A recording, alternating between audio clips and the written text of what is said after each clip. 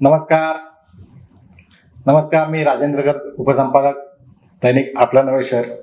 दर्शक हो, सर्वत्र राम मंदिराच्या उद्घाटनानिमित्त भक्तिमय आणि उत्साहाचं वातावरण सर्वदूर पाहायला मिळतंय. त्या अनुषंगाने आज आमच्या स्टुडिओमध्ये मी सौ जयश्री चित्रे यांना इथे पाचारण केलेलं आहे. त्यांच्या प्रतिक्रिया आणि त्यांची मतं या संदर्भात आम्ही जाणून घेणार आहोत. सौ जयश्री चित्रे या भारतीय जनता पक्षाच्या प्रदेश कार्यकारिणीच्या सहसंयोजक आहेत, बुद्धिजीवी प्रकोष्ठच्या, आणि केवी फाउंडेशन ही त्यांची स्वयंसेवी संस्था नवीन दीर्घकाळ कार्यरत आहे. तर अशा जयश्रीताईंचं मी या मुलाखतीच्या सत्रामध्ये हार्दिक स्वागत करतो. नमस्ते, मी जयश्री चित्रे. मी आभार मानते आपलं नवे शहर यांचं. आपल्या उपसंपादक जे आहेत राजेंद्र गर्ग यांनी मला इथे बोलावल्याबद्दल मनापासून आभार. सुरुवातीला 2 खासदार आणि त्यानंतर 2014ला बहुमत, पुन्हा 19ला बहुमत, आणि आता हॅट्रिक मारण्याच्या तयारीत असलेला तुमचा पक्ष. तर आज राम मंदिराच्या उद्घाटनानिमित्त सर्वत्र खूप उत्साहाचं वातावरण बघायला मिळतंय आणि त्यानिमित्ताने अनेक उपक्रम, आयोजन, अभियान राबवले जात आहेत, स्वच्छता मोहिमा राबवल्या जात आहेत. त्याबद्दल मला एक प्रश्न विचारायचा वाटतो की आपण एक महिला सदस्य आहात, भाजपच्या अनुयायी आहात. मोदींच्या विद्यमान मंत्रिमंडळामध्ये 77 मंत्री आहेत, पण त्यात केवळ 11 महिलांना प्रतिनिधित्व दिलं गेलेलं आहे. याकडे तुम्ही कसं बघता? महिलांना कित्येक पिढ्या म्हणजे मी राम मंदिराला तरी 500 वर्षानंतर राम मंदिराची प्रतिष्ठापना होतीये, पण महिलांना असं कित्येक पिढ्या नुसतं फक्त दाबून ठेवलेलं, कित्येक पिढ्या तर त्यांना स्वयंपाकखोलीतून हॉलमध्ये यायला परवानगी नव्हती. आज ती 11 पर्यंत गेलेली आहे. तुम्ही मोदीजींनी आता हे 50% रिझर्वेशन डिक्लेअर केलेलं आहे महिलांना. थोडे वर्ष थांबा, हीच तुम्हाला उलटी पोझिशन दिसेल की पुरुष फक्त 11 असतील, बाकी सगळ्या महिला असतील. याबद्दल तुम्ही आशावादी? मी आशावादी नाही, मला विश्वास आहे हे होणार. चांगलंय.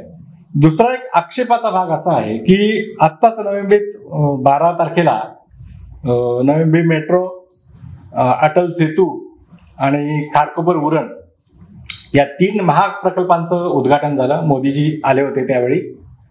तर असं म्हटलं जातं की हे प्रकल्प आधीपासून तयार होते, पण केवळ निवडणुका, राम मंदिराची उद्घाटनाची तारीख यांच्यातलं अंतर कमी करण्याच्या दृष्टीने हे लांबवण्यात आलं. त्या अंतर कमी कसं होईल हे पाहता आलं की जेणेकरून ती लोकप्रियता तुम्हाला नंतर निवडणुकीसाठी वापरता येईल. याकडे आपण कसं बघता? विरोधक बोलले नाही तर ते आमचाच हिस्सा बनतील ना, त्यामुळे त्यांनी तर बोलत राहायलाच पाहिजे. पण मला हे गोष्ट सांगा की आता हे जे उरण सिवरी लिंक आहे ह्याचं प्लॅनिंग हे 1978 पासून होतं, पण त्याचं इम्प्लिमेंटेशन मध्ये 1% पण पुढे पाऊल पडलं नव्हतं. असं का? आज मोदीजी काही करतात त्याच्यावर आपण आक्षेप घेतो, पण तुम्ही हे विचार करा की ह्या पॉझिटिव्ह गोष्टी घडतायत. आज आपला देश खरंच बदलतोय. तुम्हीच सांगा ना, 2 तासाचा रस्ता 20 मिनिटात पार करणार आहोत आपण.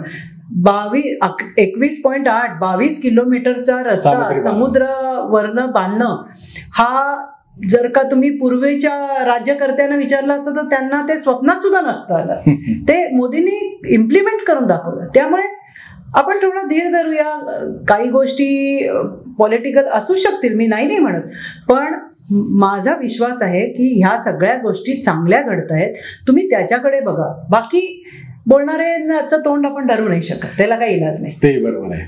बोलणाऱ्याचं तोंड धरू शकतात, त्या तोंड धरू न शकणाऱ्या बोलणाऱ्यांबद्दल आणखी त्यांचं एक मत आहे की भारताच्या राष्ट्रपती महामहिम द्रौपदी मुर्मू यांना सन्मानाने त्या ठिकाणी राम जन्मभूमी आणि तो जो राम मंदिर उद्घाटनाचा जो सोहळा आहे तिथे एक मान्यवर म्हणून बोलावलं गेलं नाही. त्यांची जी आता वेगवेगळ्या वर्तमानपत्रातून मोठमोठ्याल्या जाहिराती येत आहेत तिथे त्यांच्या नावाचा लवलेश नाही. तिथे मोहनराव भागवत आहेत, नरेंद्रजी मोदी आहेत, अन्य सगळे संत महंतांची नावं आहेत. तर असं का? एक पॉइंट नंबर की एक तर त्या मुर्मू मॅडमना कशाचंही ऑब्जेक्शन नाहीये. पॉइंट नंबर 2, हा काही भाजपचा कार्यक्रम नाहीये. हा कार्यक्रम आहे हे राम मंदिराच्या पूर्ण ट्रस्टचं काम आहे हे. तर ट्रस्ट ठरवणार कुणाचा फोटो देणार, कुणाला देणार, काय देणार. आज कदाचित राहुल गांधी जर का प्राईम मिनिस्टर असते आणि आता मंदिराची स्थापना झाली असती, जे कदाचित स्वप्नच बघतेय मी, पण तसं जर झालं असतं तर कदाचित राहुल गांधी बसले असते तिथे पूजेला, त्यांचंच नाव असतं पूर्ण. पण म्हणून काय RSS किंवा ह्या लोकांनी कामं केली नाहीये तशी नाहीये. सगळ्यांचं तेवढंच इक्वल कॉन्ट्रीब्युशन आहे या सगळ्या गोष्टीत.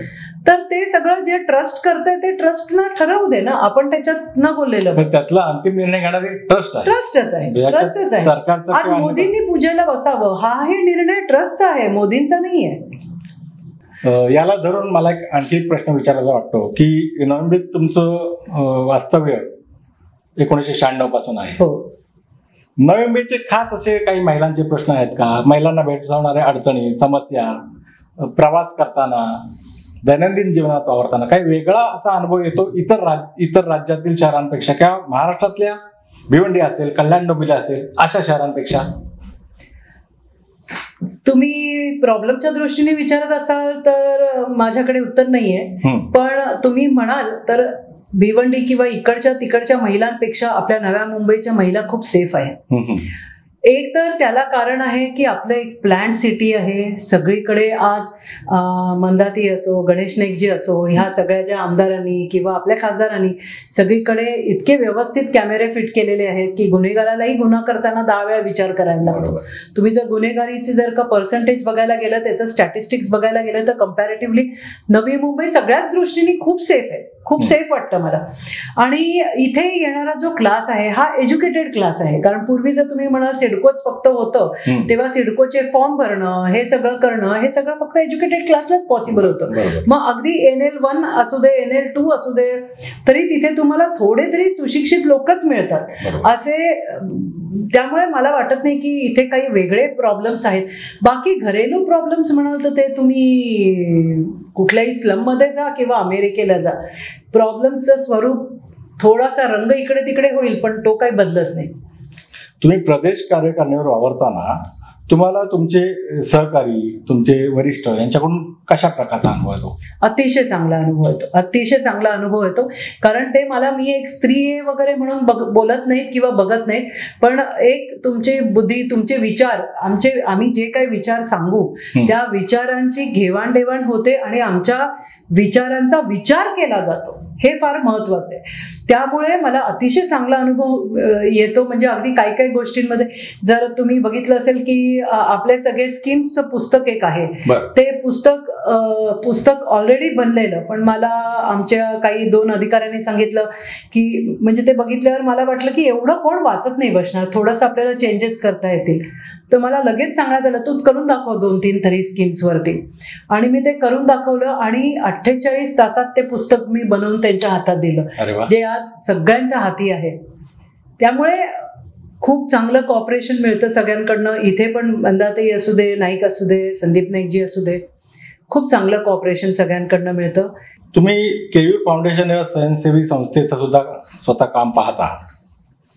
राजकीय पक्ष असताना आणि तिथे काम करण्याची पुरेपूर संधी असताना केयूर फाउंडेशन सुद्धा असावं आणि त्यामार्फत काम करावं असं तुम्हाला काय वाटलं? केयूर फाउंडेशनचं काम मी जे बघते, कारण काय आहे, आपण एका लेवलपर्यंत पक्ष म्हणून काम करतो किंवा एका लेवलपर्यंत आपण एक पार्टी म्हणून काम करतो, पण काही गोष्टी अशा असतात की ज्या पार्टी व्यतिरिक्तही मला पर्सनली वाटतं की मला हे काम करायला आवडेल. जसं काही स्लम्स आहेत, काही स्लम्समध्ये, एका स्लममध्ये म्हणजे ह्याच्यात मी स्पेसिफिकली दादा मतलापूरकरांचं नाव घेऊ इच्छिते की त्यांच्या मदतीने एक स्लम अडॉप्ट केली होती आणि त्या स्लममध्ये संस्कार वर्गाच्या थ्रू मुलांच्या थ्रू आई वडिलांना व्यसनमुक्त करण्यात आलं.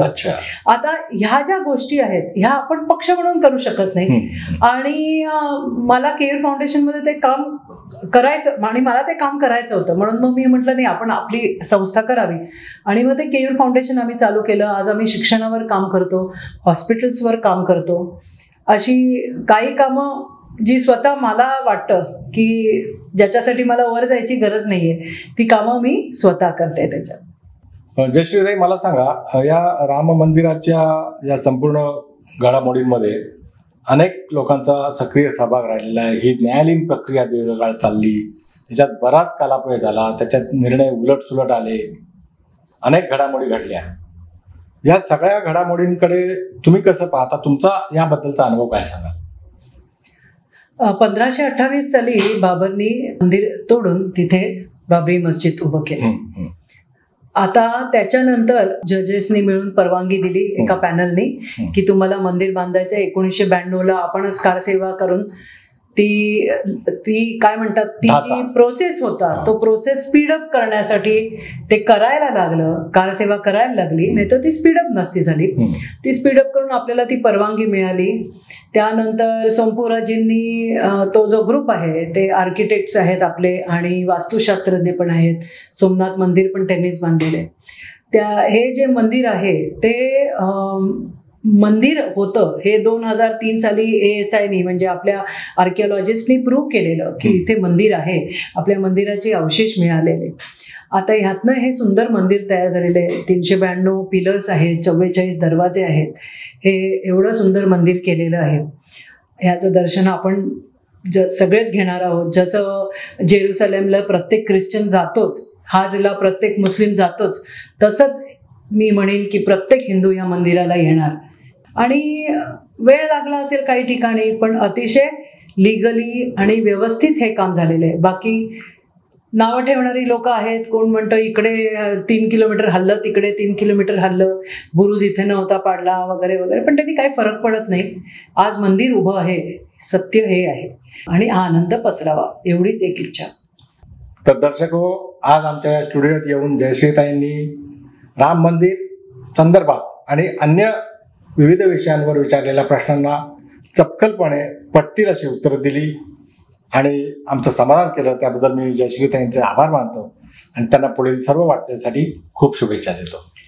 थँक्यू गरज साहेब, तुम्ही मला बोलवलं, आपण वेगवेगळ्या विषयांवर बोललोत, ह्याचा मलाही तेवढाच आनंद मिळाला. माझ्या मनातल्या गोष्टी काही मी बोलू शकले. आपलं नवं शहर याचे पण मी खूप आभार मानते. थँक्यू. दर्शक हो, जयश्रीताई चित्रे यांची ही मुलाखत आपणास कशी वाटली ते नवे शहर यूट्यूब चॅनलवरील या मुलाखती खाली असणाऱ्या कमेंट बॉक्समध्ये आपला अभिप्राय अर्थात कमेंट लिहून अवश्य कळवा आणि आमचं चॅनल सबस्क्राईब करा. धन्यवाद.